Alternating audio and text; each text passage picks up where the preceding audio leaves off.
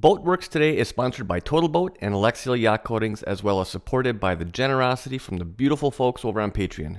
Thank you so much. So today we're going to be talking about what specific products and how much material do you need to have on hand for your next painting project. Now, this is by far the most common question that I get from folks that are looking to either, give their boat a little bit of a facelift or finish off a fairly decent size repair.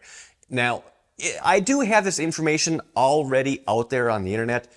However, the information is kind of peppered across several different videos, and it's not exactly the easiest thing to kind of hunt down, especially if you're in a hurry. So today, I'm going to fix that and put everything that you need to know all in one spot.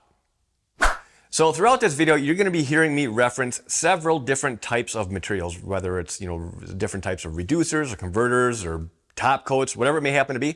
And one of the things that Alexseal has done as far as how they categorize their materials is, I thought was actually pretty clever. So for example, when I'm going through, when you're looking at a product and you're like, well, what is this? Is this the hardener or the converter? Is this a reducer? What is it that I'm looking at? They make it pretty simple. So for example, if you're looking for a reducer, that product is always going to have a capital R in front of it. So for example, R5015 is the reducer, well, is a standard brushing reducer, right? Now, when you're looking at different converters or hardeners, they are going to start with a capital letter C. So whether that's going to be the C4427 or the C5012, those are the converters. And then as well as primers, right now we're talking about the 442 primer. That when you look at it online, it is going to be P for primer, 442, and with a different number. And then same thing with the top coats, whether it's, a Matterhorn white, an Aristo blue, whatever it may happen to be. If it's a paint or a color, it's going to start with T for the letter top coat. So maybe something to kind of keep in mind when I'm going through and I'm talking about these different materials. I'm going to try and keep it as easy to understand as possible, but again, it was something that may sound simple to me because I've been dealing with this stuff for quite a while, can easily get very confusing, and I fully understand that. So kind of keep that one in mind. T for top coats, R stands for reducers, C stands for converters, and P stands for primer. Now, in this video, for the sake of relatability, I'm going to be focusing strictly on roll application. I'm not going to be touching on spray, just for the simple fact that, honestly, most people are not equipped to be able to spray. They don't have the equipment that's large enough to push enough air through their guns, let alone having the ability to deal with all of the overspray and the fumes. So when it comes to, what's going to be the most approachable for a DIY, roll is really the best route to go. Now, when we're talking about a painting project, this is a two-step process. You've got primer and then you've got paint. Now, I understand it might be very tempting to say, well, maybe we can just skip the primer and go straight to the paint. I would strongly discourage that. Primer serves a couple of functions here. For one, it makes it easier. It makes the surface a uniform appearance. It makes it easier to find imperfections, which are going to jump out like a sore thumb after a very high gloss finish from the paint has been applied. But setting that aside, it gives you better adhesion onto the surface that you're going to be painting. So primer will bond onto a gel coated surface better than a non-primed and just painted surface.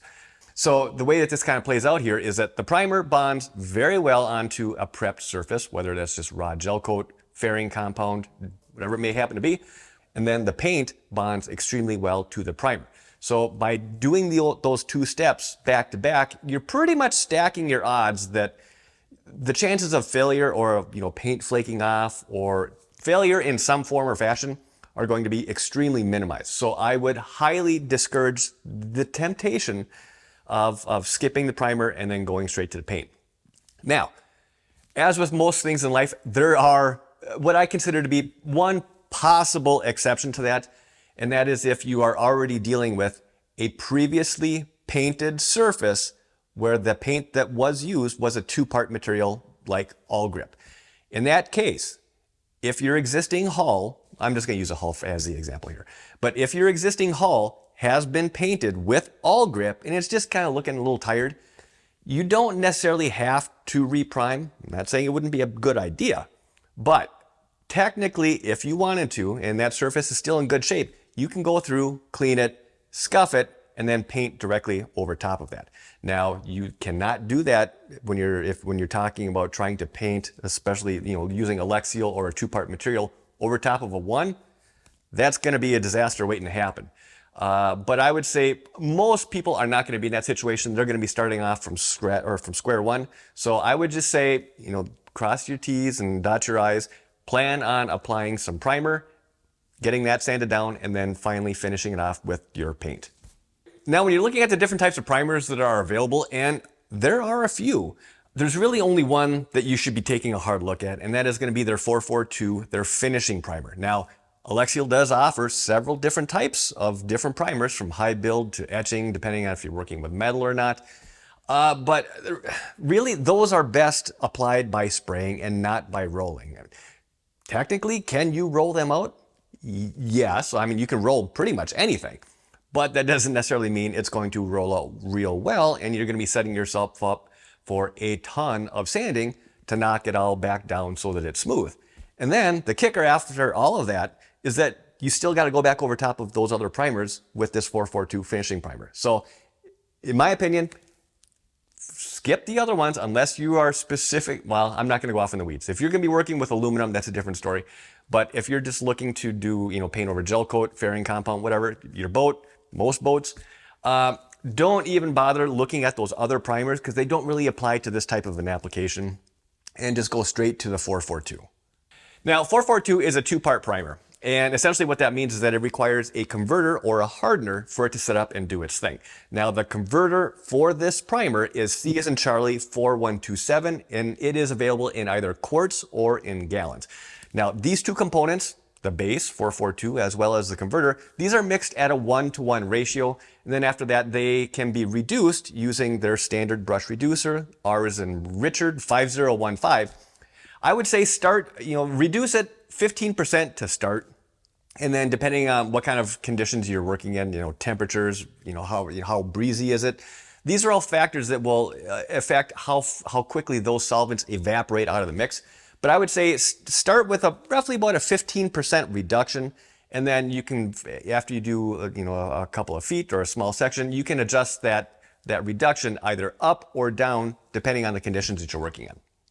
Now, the 442 primer comes in two different base colors. It comes in either a white or a gray. And the way that these are distinguished is, so for example, the white base is going to be P for primer, 4420, and then the gray is going to be P, again for primer, 4423. Now, regardless of the color, the mixing ratios do not change. So it is still mixed at a 1-to-1 ratio with the converter.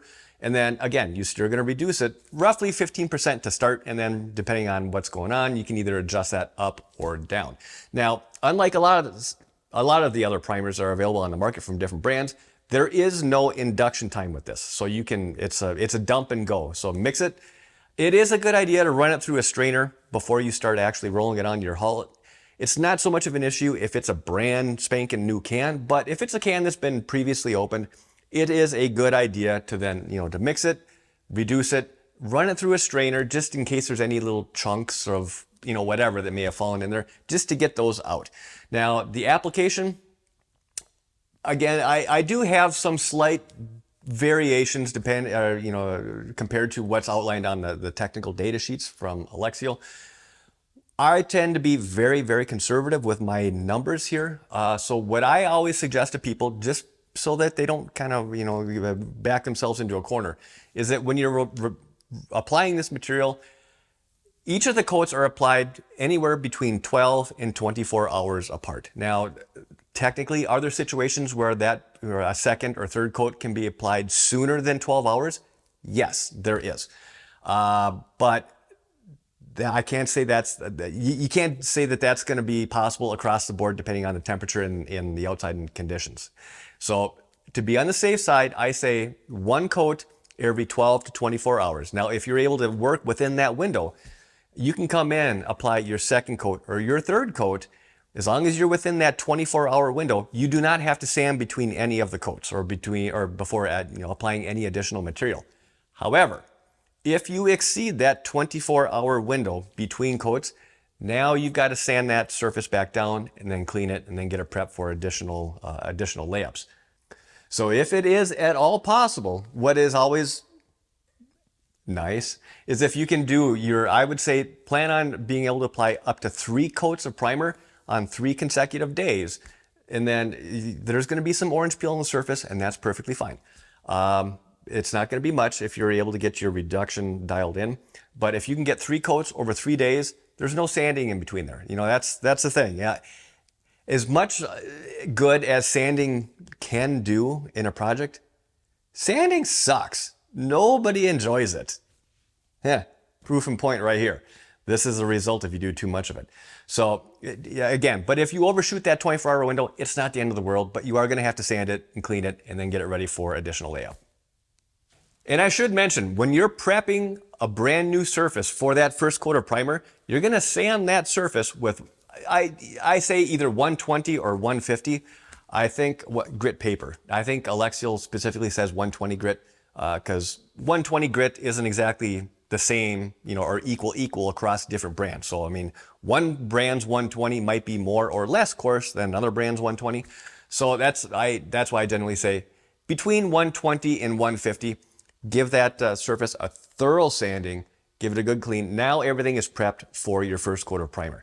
Now, if you happen to miss that 24-hour window between coats of primer, then I would go back and resand that surface with 150 grit, clean it, and then you can start laying on coats number 2 or 3, or, you know, depending on where you're at in the sequence, but additional material. Coverage. This is a big one because it directly impacts how much material you have to buy. Now, again, my numbers here, at least what I suggest to people, are a bit on the conservative side compared to what's published in the TDS, because at least in my opinion, I would rather see you finish a project and have a little bit of material left over for future touch-ups, or in case something went sideways on a particular area and you got to redo it.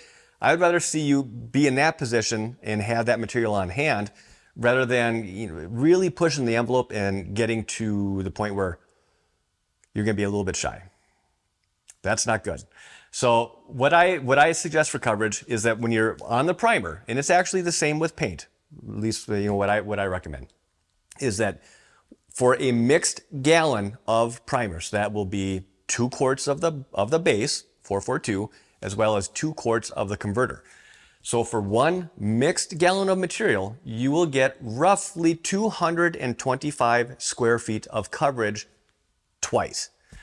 Now, the way that this is outlined on the data sheets is that they say that you get a little bit better coverage than 225, and that you'll get 2 to 3 coats.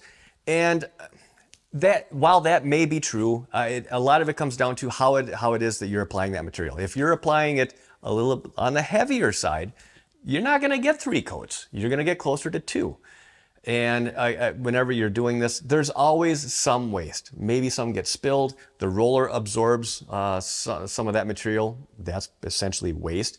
There's a little bit left over in the mix cup. So, I mean, there's always going to be some waste that's involved. So I kind of dial that back a little bit and I say you're going to get 225 square feet of coverage for 2 coats. You will have some left over, but you will be guaranteed to at least get that coverage out of the primer. So skipping ahead a little bit, after you've gotten your 3 coats of primer rolled out, now you need to get that surface prepped for the paint. And to do that, you're going to sand all that primer down using 320 grit. Now, switching over to the paint side of things now. The coverage for, specifically on their 501 line of paint, which is going to be most likely going to be the line of paint that you're going to be using if you're going to be rolling it out. You know, there are other options if you're going to be spraying, but when you're talking about rolling, their 501 line is really the one that I would suggest. Now, the coverage for that paint is going to be very, very comparable to that of the primer. So you're still going to get 225 square feet of coverage per mixed gallon, at least 2 coats. I would plan on just getting 2 coats, and if you've got some left over, bonus, right? Now, because you're dealing with paint and not primer, there are some different materials that are going to be involved. So for the paint, you're going to be using, let's just say T9132. I forget what color that is, maybe Matterhorn white. I'm not quite sure. But you're going to be using one of their 501 top coats. Now, the converter for that is C as in Charlie 5012. And the reducer, it's the same reducer that you use for the primer as well as the paint. So it's going to be R as in Richard 5015. Now the mixing ratios are different. whereas the primer was mixed 1:1. Your paint, on the data sheets, they give you a little bit of a range as far as how much that material should be reduced, but I say just go straight to the higher end of those ratios and mix that paint with a 2:1:1 ratio. So you're going to have 2 parts of the paint base and then equal volumes, not weight, but equal volumes of both the converter as well as the reducer. So if you're going to be mixing up 8 ounces of paint, you're then going to put in 4 ounces of converter as well as 4 ounces of that reducer.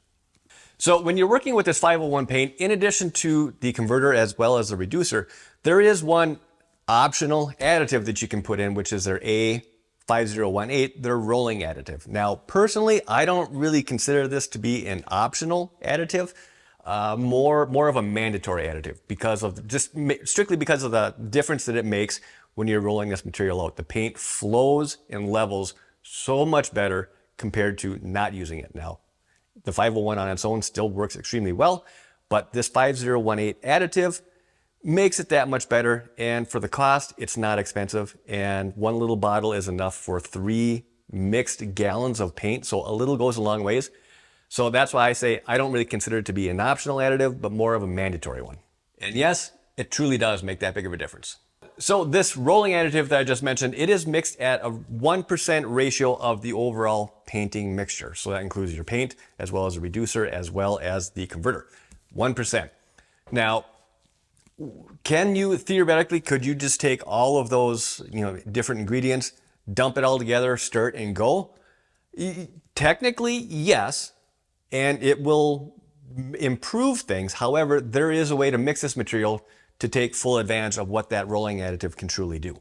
And the way that I suggest doing that is you take your paint and your converter and this rolling additive. Combine those 3 things.